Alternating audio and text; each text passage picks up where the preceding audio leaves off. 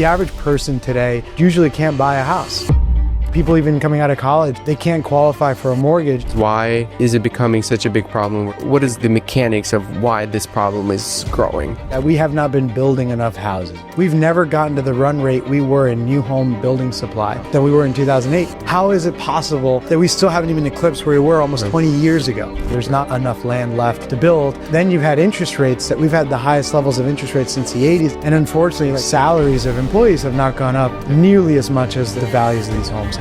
Nobody should be spending more than 30% of their income on housing. Today, it's closer to 50%. Predicting with 5-10 years out, what is going to happen with this trajectory?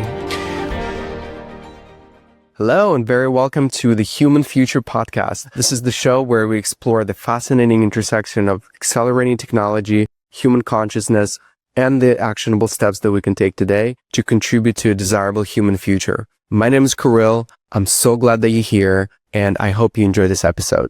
Welcome, Hansel. Thank you for being on the show. Really excited for our conversation.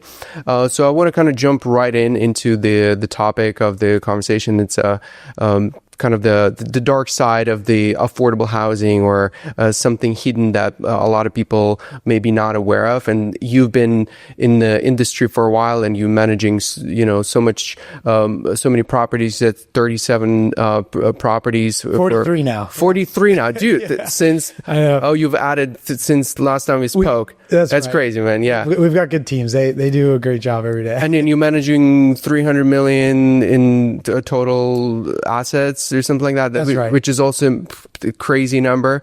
So what you've mentioned to me during the pre-interview call around the government, it appears that the government wants more affordable housing, and at the same time, their actions are not really aligning with what they're preaching. So can you uncover that topic a little bit more? So what you're seeing from your side? Yeah. So, I mean, let's start with yesterday. So yesterday, Trump came out with an executive order that, the threat was, hey, we're going to ban private equity from investing in single family houses, right?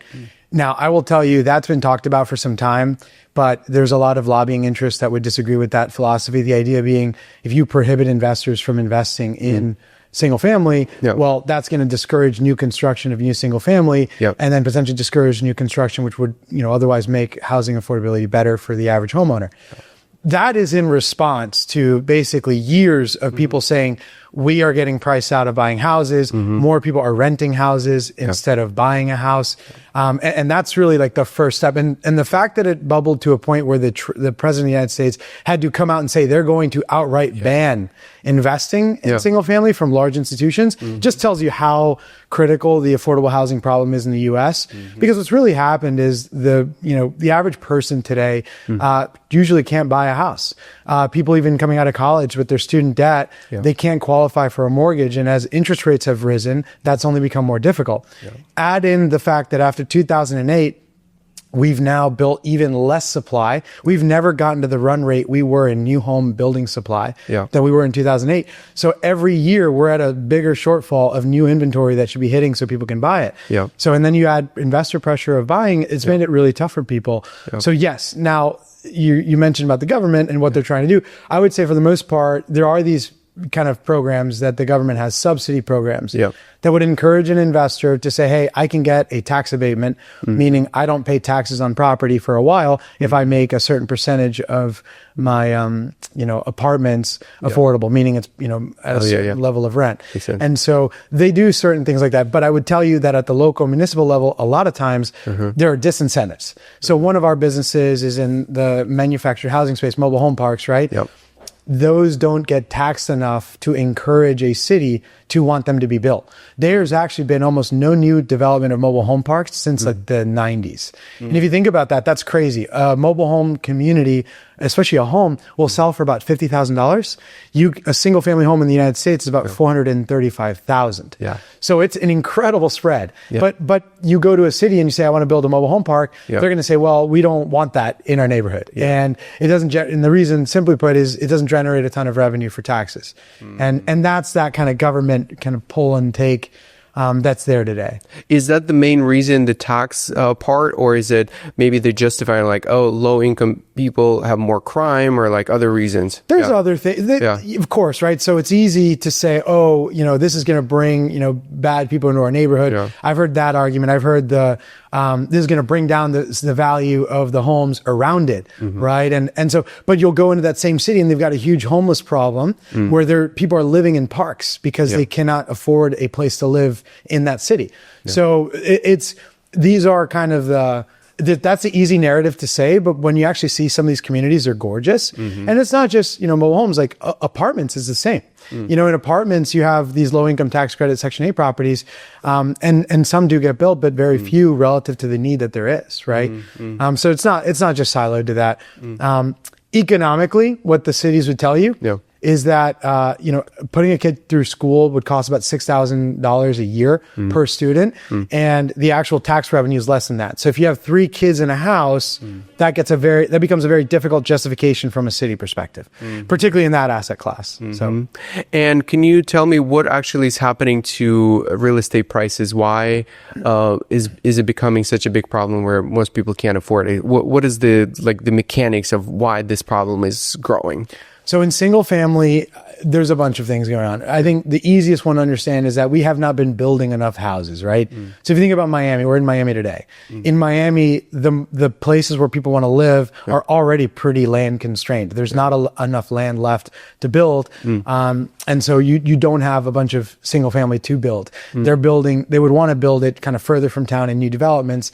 And the pace of that, the amount of new construction of single family, as I said, has never reached the levels we were before 2008. And if you think about our population growth, immigration growth, and everything else, how is it possible that we still haven't even eclipsed where we were almost 20 years ago? Right? And so that's been the problem. So then layer in that home prices have gone up because there's not enough inventory for people to buy. So if I want to go buy a house with my family, I only have a limited set of options to buy, and that pool is not growing by enough. Then you've had interest rates that we've had the highest levels of interest rates since the 80s at one point in the last 3 years. So it makes it that much more difficult. If you wanted to buy a house today, you've got to put more in a down payment to do it.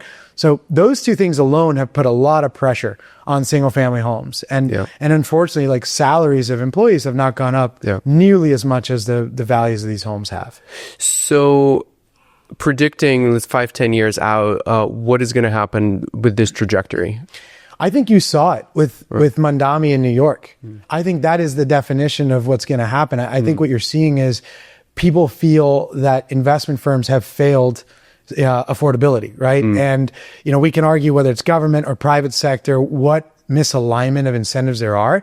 But I think it's clear when you have a guy who basically championed the idea that we're going to stabilize rents in the state of New York and got elected in a city that is as large as like some of the largest economies in the world, right? That really tells you, because keep in mind, New York is also one of the biggest, centers of capitalism in the world. So the fact that the ballot box said we want somebody who's going to focus on affordability as that being their number one goal, I think tells you a lot. And I think what you're going to see is policymakers are going to get elected on that mandate, right? As Mondami did. And that's going to really change a lot of the view, not only from private, but public sector, to start saying, hey, we need to do something very serious about affordable housing. And speaking of like mobile homes, can you tell me a little bit more, like who is living there? Starting there, like who are the types of people who are... This is your everyday person. People have this crazy misconception that a mobile home park is like 8 Mile. These are teachers, police officers, nurses. These are working class families that might work in construction or agriculture, depending on where we are in the country. And these are your everyday Americans, honestly. Now, there are obviously, like any type of community, there are communities that are bad. But usually this is somebody who bought a house for anywhere between $20,000 to $100,000. They're paying a mortgage on that home, a private sector loan. And they're trying to make a living. They usually have a family. These are 2 to 3, kids typically, if I had to guess what the demographics are. But these are everyday Americans. This is not like, somebody who's living on subsidies and trying to make it, that although we all have, people that are on fixed income because they're retired. Most of our people are working class, hardworking Americans that just want a more affordable option. To give you the example, we own a property in Miami. Those houses sell for $85,000 to $100,000 in some instances, and a single family home in that same zip code is close to $400,000. right? So for them, this is an unbelievably affordable option relative to buying a single family. And so what do they get for this $80,000? They buy probably a 2-bedroom, 1 bath, or a 3-bedroom, 2-bath home, probably about 1,100 square feet. But unlike an apartment where I live, with a lot of neighbors, these people have a yard. They have a semblance of a single family house. Miami, that one's a little more dense, but we have communities where someone will get as much as like a quarter acre per home. And, you have this beautiful concept of a home. And so is that a mobile trailer that so tell me, because I don't really know much about this whole, So we call it a mobile home. That comes from, these houses came from basically post World War II. When soldiers were coming back from World War II, they needed a place to live. So they made it these, mobile home. The idea is it's basically a manufactured home that was made at a factory and then moved to the site where it sits. Sure. Now, it's not so mobile, right? I think the reality is what we've seen is, there are not many mobile home parks left. Most have been redeveloped into more expensive apartments or single family. So there's only a few left. And if the home is there, it's going to be very hard for that home to go somewhere else. And so really they feel fundamentally like a single family home. Right. The big difference is that they were built at a plant and that's brought, to the site. It's interesting because that is becoming more common now with 3D printing and reassembling. Are those two worlds kind of merging? For sure. Yeah. I mean, think about it. So let's just talk about single family for a minute. If you're building a single family development, you are exposed to the weather. So if it's raining, it's going to impact how quickly you can put up frames, roofs, shingles, all of that, right? Yeah. The beauty of the idea of a manufactured or a modular home is the name people use for basically factory built is you're doing it in one environment consistently. And just like a factory that, makes pencils, same idea, that factory can print houses on and on and on. Yeah. And it's a consistent production line. The difficulty is transportation. That plant has to be within a certain geographic radius of where it will ultimately sit because every per mile, cost gets pretty high, right? And so for sure, if you want to think about the easiest way to make an affordable house, a factory is absolutely the solution, right? Because you can have certain let's just say in the ideal case, you have certain factories that all they do is make the window or the structure or the frame. You have another factory that complementary makes the actual, composition and the architecture of it to put it all together. That is the most efficient process you could possibly have. Sure. The inverse is single family today. Right. You literally have to have trades show up and have a foreman that's checking to make sure everybody shows up every day. The weather has to behave. The temperature has to behave. Your trades have to show up and they have to do it, 20 homes at a time to all do frames at one time. Right. And then they go on to the next 20 homes and the next 20 homes. Yep. And they're actually typically broken up in phases. So it's a very slow process. Very slow and expensive process. And exactly. Yeah. And then on top of all of that, you got to go find very affordable land to justify that. And the developer's under a lot of pressure to make sure they sell very quickly because the longer they hold that, the more expensive their cost of financing is. And so there comes the other pressures there too. Yeah. So to sell. Do you see the future where we have more and more homes are built through this new process of pre-building, basically is that called pre-building or prefabbing or prefab. The easy word is modular. Okay. Basically made and manufactured at a factory. Yeah. I think so. I think that's the future. Yeah. Every time we've introduced, consistent manufacturing to a product, price goes down, right? Right. Now there's always going to be the argument, should we make it overseas versus domestically in the US?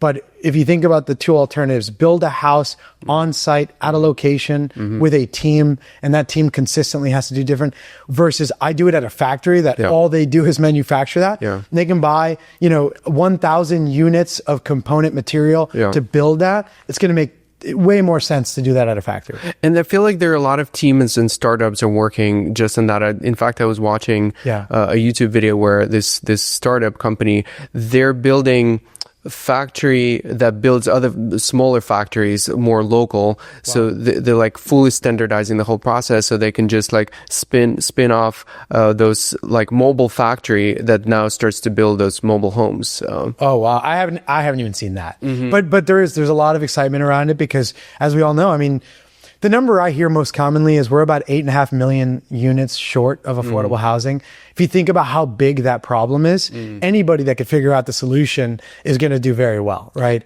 Overall in the country, 8 million? 8.5 million seems to be the common number. Now, that's households. So if you think the average household is like 3 to 5 people, right, and so take that number times it by 5, you're talking 40 to 50 million people, right, that don't have an affordable place to live. And people use different definitions of affordable. The one I see most commonly is that nobody, should be spending more than 30% of their income on housing. Today, it's closer to 50% in a lot of places. So you get, $100 in a paycheck, $50 of that is going to your rent or your housing costs. That's a very expensive outcome. Hey, by the way, if you've been enjoying this conversation and you're thinking about starting your own show, my team and I specialize in exactly that. Our podcast agency have been producing this and many other amazing shows for our clients. And so to help you get started, we put together a handy podcast starter guide that walks you through all of the steps that you need to start and grow your show. You can find the link in the show notes, or you can just reach out to us if you need any help turning your podcast ideas into reality. All right, now back to the show. By the way, is there a difference between politician using the word affordable housing and somebody like you who is actually in the business of affordable housing?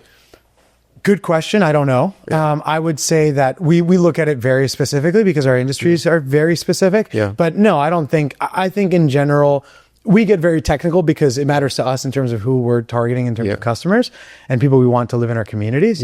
But no, I think when I think of a policymaker thinking about it and saying it, they're solving a problem that is most people feel that they cannot afford where they live, or they feel, the one I hear most often is they've lived in a neighborhood for a long time and they feel they can no longer afford to live there. And that's a pretty sad reality. On the college kid side, coming out of college, is already challenged and trying to find a good job. He, with his student debt, he feels he can't live in a house where he can raise a family. I think that's the overall bucket.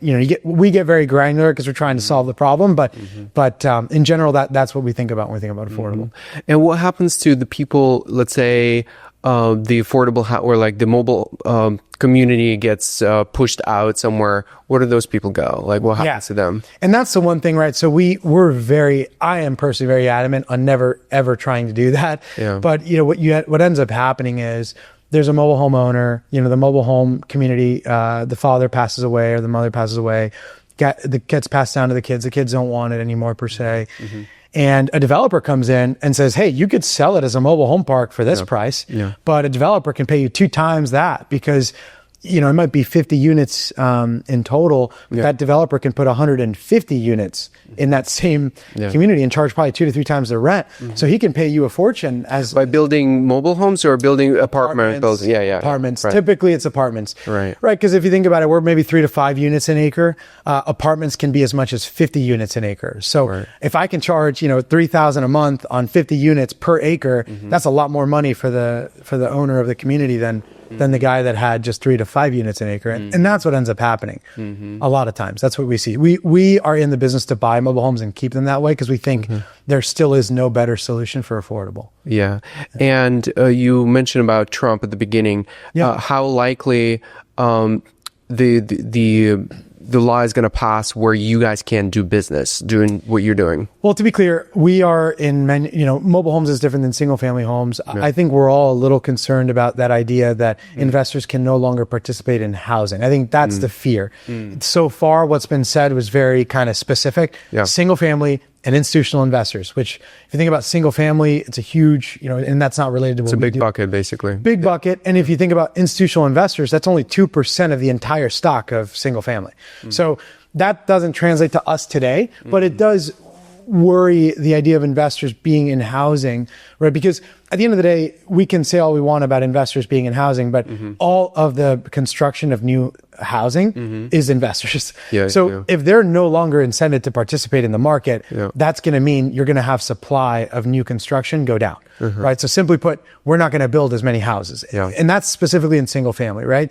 So that's a pretty scary proposition. And literally immediately, no seconds after Trump said he was going to ban institutional investors from investing in single family, did the stock prices of all the largest home builders go down, and one of the largest owners of housing, their stock price went down almost by 10%. And that really says a lot about the fear of that, right? But there's a lot to be discovered there. Nobody's sure about where that's going to be. And when you were kind of getting into the industry about 10 years ago or something? 6 years ago. 6 years ago. Why did you choose this sector? Same thing. I mean, I'm first generation to go to college. At one point I lived in an affordable community that I would argue was an affordable community. I think housing is the most important thing we have as kids. And when you're growing up, it forms a lot about who your friends are, who your networks are, who you end up going to college with. And so I've always loved the idea that we're going to provide housing. My second ever deal was a deal where we actually beat out a developer, and a developer literally paid more than we were gonna, and we won because the family owner knew that we were going to keep it a mobile home park, and we did just that. Right. And it wasn't pretty, but we got it. And I love that mission. I think the guys that run our business there, they understand that. They talk about it every day. Our employees that run those communities, that's what they love to talk about, and that's what they do every day. So I just love that mission. We do other things too, and not related to that. And those are different strategies. But for affordable housing, I think that's what makes me very excited about what we do there. Yeah, man, cool. Yeah. And speaking about you, I think you're we spoke a little bit off camera, you're an anomaly in a way. You're 32, you mentioned, right? And you're managing $300+ million in assets and have 42 mobile home community under management. How did this all happen? Like, how is this possible? So let me start with this. So we're 43 across the different industries in properties and stuff. But when you really get down to how it was possible, it's our team, right? And it's funny. I started this as a guy who loves doing deals. My favorite part of life is honestly meeting an owner, negotiating a deal, getting it done, right? Sure. And when you're small, it's literally you and the owner, and you're doing a deal, and you're negotiating and you're closing.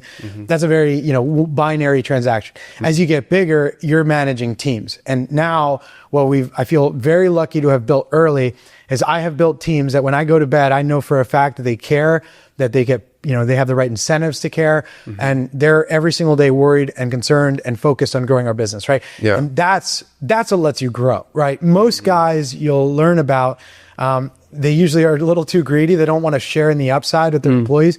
I've chosen the opposite path. I want our employees to have the same incentives because I want them to run it like I would, right? And that's what allows me to even have, this podcast with you today, right? Yeah. I know that they're doing a great job every single day and they care about it. Yeah. That's what is kind of set me apart. I see a lot of my friends, they're very good, much smarter than I am, but they do everything themselves, even to this day. And that's a very hard thing to do at scale. Yeah, when you say smarter than you, what's your definition of smarter though? Oh, I mean, look, I love people. People that know me really well know how much I love people. I love learning, but I cannot process information like some of my friends I used to work with in the investment community. I mean, I know guys that could process information in seconds. Well, I got to spend days, on the same information. But that's all right. Yeah, but we all have our strengths, right? So for me, I think I've been very fortunate in that I can tell very quickly if someone is being dishonest. I can tell very quickly if someone's a good team player. I consider myself a very big team player, and I can identify talent. Am I doing it, every single time with success? Probably not, but I'm very quick to make decisions. And when I make mistakes, I have no problem acknowledging it and moving on. And I think, a lot of people are not that way. They don't have the same level of urgency around that. And more than anything, I think they may not have the same team building skills, which I think we do that very well. Yeah. I just recently asked our executives, I always ask like every few days, what is our biggest focus, And I was very happy to find out, recently we were having some turnover. All three of them said, staffing. And I drill that into our people. Like I want our CEO talking to our future employees, even if it's a maintenance guy. I want you to know, because you've got to create that culture yourself, and it means a lot when our team's doing that. And I'm not even telling them to do that. But to give you a sense of our culture in the firm. Very cool. And you are working on the book, or you finished the book? Well, I want to get it done first before I tell people we're going to do it. But I've very much wanted to write a book, and I'm probably like 100 pages into it. Okay. The idea being that we all are students of history, right? Anybody that does a trade has started with learning how somebody else did it. Yeah. And I think what's very unique about 2026 is that we live in a world where information is not limited. And I think that is true in the United States. That's true in most Western economies, Western democracies. There are a lot of places in the world where that's not true. And for that book would not be applicable to that person. But I do want to send the message that if you're somebody in the United States, you have access to AI and the internet, almost every published work for the most part through the internet. Yeah. You have no limitations in your ability to learn. And then now with LinkedIn and social media, you can literally reach out to somebody that you thought you could never get in touch with. And so this idea that you have to have enough experience, that you have to have 10 years of pedigree at a university and become a doctor, there are people that will disagree with me heavily on this. I vehemently don't believe that's necessary anymore. I think if you have a good idea and you're an action-oriented person, you can execute. And the only thing between you and executing is doing it, right? And that's what that book kind of gets at. It's this idea that you should pursue life with extreme urgency and just, if you're going to think of an idea, go out and execute. And the rest, the learning, the education, the experience you might need, you can always hire around that or find good people around you to do it. But the biggest thing you should do is go out and execute every single day. Yeah. And there's no, like, this is the best time to do it, better than ever in the past, because we have the amplification of the AI and leverage that really helps you to convert, to merge the gap between the idea and execution. You can literally start executing immediately. That's my view. I mean, think about it this way, right? There are entire industries being displaced by AI, right? If I wanted to know what was in Julius Caesar's head when he made a decision, AI will give me a response on that in 5 to 10 seconds, right? If I wanted to have a legal opinion on an email I'm going to send to on an issue, on a matter that we're, litigating, ChatGPT will give me a response within 15 seconds, right? So it used to be, I had to know who a good attorney was. I had to find a way to communicate with them. And then I had to hope he would take my call. And even before that, I had to write a letter, right? So these days, that's not true. You can go find them on LinkedIn. You can email them. You can, find the best firm recommended within 5 seconds of a search on Google or AI. And if you think about that, then what is your limitation? Now, that's not to say, trust information blindly. There are many bad examples of people who did that and failed. But your access is unbelievable. My biggest fear is that at some point, regulators will say, this is pretty dangerous and this is too accessible and we will, regulate it. That's happened in a lot of countries, by the way. But in the US so far, that's been a pretty open book. And as long as that's around, I just don't think there's limitations on what people can do. That's my honest opinion. What other ways how you personally use AI? Oh man, I've had 3 to 4 hour dialogues with AI by myself in a room. Amazing. Where it's like afterwards I sit there, I'm like, am I losing my mind? But no. I mean, just on anything. Sometimes it's policy, sometimes it's philosophy, sometimes it's business. But I use it for every aspect of what I do. I have friends that use it for dating. I have friends that use it. They'll literally say, in what way? Like how do they? I've heard the craziest thing from one friend. He basically told AI, I want you to be like a PhD therapist.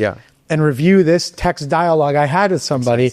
What are they trying to achieve? Why can't I get, past dating? Get laid. It's crazy, but people do it. Look, I will, full transparency, you can search me later. I've never done that yet, although I'm curious to try it. But people do that. And so and I think that's why OpenAI is so powerful. Here is a tool that is unlimited in its ability to provide a response. And again, like humans, nobody is perfect to a fault. But, that idea is crazy. We've never had that ability. And as a testament, my dad's 74. We're from the Dominican Republic. One day I'm like, Dad, you really got to try AI. And he's like, what's AI? Like barely uses a cell phone kind of guy. And I was like, just talk to it. Ask it any questions. And he started asking about the revolution in Dominican Republic and this, and that. This man was on a conversation for 45 minutes with AI. A person who has no concept of technology. But now, as you know, ChatGPT can do the voice communication. Totally. It's unbelievable. And so if a guy at 74 years old can make harvest of that, I mean, imagine what we can do. Totally. When you said 4 hours, that was voice? That you did it with voice? I do both. I get tired because I read a lot. And so towards the end of my day, I like to do voice better than writing. And so, I did like a full voice dialogue. And of course, you've got to sometimes pause and do it. But I can't remember what that specific topic was per se. But a lot of times it's just, how did great leaders think about things, just out of personal curiosity. A lot of us, if we're fortunate enough to lead organizations, we always want to reflect on who did what and when based on the circumstances they're in. AI has this unbelievable ability to take every good book that's out there and condense it and provide you an opinion on it, right? Good, bad, or otherwise. And I've just been blown away, or, Javier Milei in like Argentina, his policy on inflation. Some of us worry about inflation in the United States. He'll sum up, ChatGPT will sum up an entire opinion on that. It's incredible. And have you found instances where whatever information it was fed or provided to you was inaccurate or... Definitely, yeah. Right? How do you, right? Like, how do you tell how do you filter all of the output? What's true? You mentioned this in our pre-interview. It's a good point. It's contextually, that's where it still fails, right? Yeah. So you can say, hey, who's the best leader ever, right? And it'll say, let's say Napoleon. Right. But then you say, well, in the context of this industry, logistics, right, that's what I meant. And it'll be like, oh, Brad Jacobs, which is a very well-known guy who led a really impressive organization in that industry. And so that's where ChatGPT fails, right? It doesn't have your brain. You have very specific context within an industry or within a target, response that you want to get. AI has the entire, database of the internet or whatever resources it has. So it doesn't have a contextual, and a lot of times it fails on context. Yeah. That's what I've seen. What do you see? How will AI, maybe already is, but how will it transform the real estate industry? What big changes will it bring? Look, I see it already. I think self-storage has done this the best. Oh, yeah. Have you ever walked into a public storage recently? Yeah. You walk in. I pay him for one. Yeah. Oh, you are? Yeah. So I walked in the other day, and I tell my team this all the time, like, we've got to become more efficient. These people are like the role model to me. Sure. You walk into a public storage facility and you're lucky if you see a person. I mean, you use a QR code to get in. Yeah. If you have a question, you do like a conversation with like a chatbot. And you go into your locker with another QR code or whatever, a scan thing. You don't interact with a person. They run, we compare in our world to margins, they run at about a 75, almost 80%, we call NOI margin, meaning for every $100 of revenue they get, $70 to $80 of it is bottom line. Wow. And that's because they have done such an efficient job at running their locations. I think that's coming for all industry. And that means, we're going to hire better talent, but we may not need as many employees as we did. I also think just, common customer service tools will go away. Yeah. It used to be if you had a problem in Bank of America, you'd call a guy in the Philippines or something. Yeah. Today that really feels like you're just chatting with a chatbot. Yeah. And we're no different. I think real estate is probably the latest adopter to that. They are very slow to innovate in that way. Yeah. Thinking about the future, what is your desirable human future when it comes down to maybe real estate from the lens of the real estate? In real estate, what kind of future are you contributing to, I guess? I think in affordable, if you met anybody on our team, they would tell you they really love the idea of making housing affordable. And we think we're doing that with every subsequent transaction we buy. Yeah. Just because our goal is never to sell it to a developer and never to redevelop it. Our goal is to keep it a mobile home park. I think that's a very exciting mission. And I always joke, we'll ideally never sell those assets because I think every day we own it, we're going to continue to provide affordable. That's a very specific objective. I think for me personally in our companies, I just love good investment ideas. I think anywhere where we can bring capital and make an industry more efficient and create value for our investors, we're going to love to do it. And that's my favorite part of the world, is learning, talking to people with interesting ideas. I feel more than ever, I'm more inundated with so many good ones. Yeah. And so it's harder to pick which ones you want to back. But that's my personal goal. If I can do that for the rest of my life, I'd be a pretty happy guy. Yeah. And there's always that, tingling feeling of public service. If there's a way where I can contribute to public service in any capacity, that'd be very exciting too. Because business is a very linear, thing. The idea of being able to help and impact on the regulatory side to better somebody, I think that could be very interesting too. So. If you were to change or like make any new policies today, what would that be? Oh man, that's a tricky one. Yeah. Look, this is probably the only partisan opinion I'd share, but look, I'm a firm believer in immigration, right? I am the kid of a first generation family. My parents did all the standard things they would do as a first family here. Yeah. They owned like liquor stores, grocery stores, all that stuff. Yeah. They gave me the opportunity to go to university and learn as much as I did. Now I run a very exciting organization because of that at a much larger scale. I think the idea that we're going to get away from, future immigration is scary. And when we think about all of us, not a single one of us is not an immigrant. So, but I say that that's a very big opinion, but if I could change something, I would love to kind of re-encourage the idea of bringing really good legal immigration back. Yeah. Right. And I think most of us across partisan lines want that. But some of the rhetoric, on both sides can feel very, against that cause. And I think I will tell you that we house people in the immigrant community, and a lot of them are fearful about their future. I've met immigrants, whether they're refugees from war-torn countries or actual residents that are just, first generation, they're scared. I mean, they're outright scared. They don't know if they're going to be here. They don't know if they might be miscommunicated as someone who's illegal or other things. Think about living life in a world where you don't know what your future is, right? And that's true of a lot of people right now. So I just hope we come to a compromise there that's productive, and we go back to what we did in World War II, where we brought the smartest people in the world to this country, because there's a lot of them and they want to come here. And that would be my one. I'd probably attack that as hard as I could if I could. Yeah, totally. No, this topic is definitely very close to home for me. Both myself, my wife, I'm the first generation, my wife is second generation immigrant, and her mom is living with us, first generation immigrant. So like, I'm very much aware of the whole fear around immigration, like the immigrants really fearful. And I feel like that is the goal of the current administration, is to create fear. So Yeah, and I personally wouldn't go as far as to say that that's their goal. It's just, it's definitely become more popular to say, hey, we're going to be anti-immigrant, I think, right? And or maybe the media does a really good job of scaring us a little bit. I don't know. Yeah. But it wasn't like that. I remember as a kid in Jersey, I grew up in New Jersey.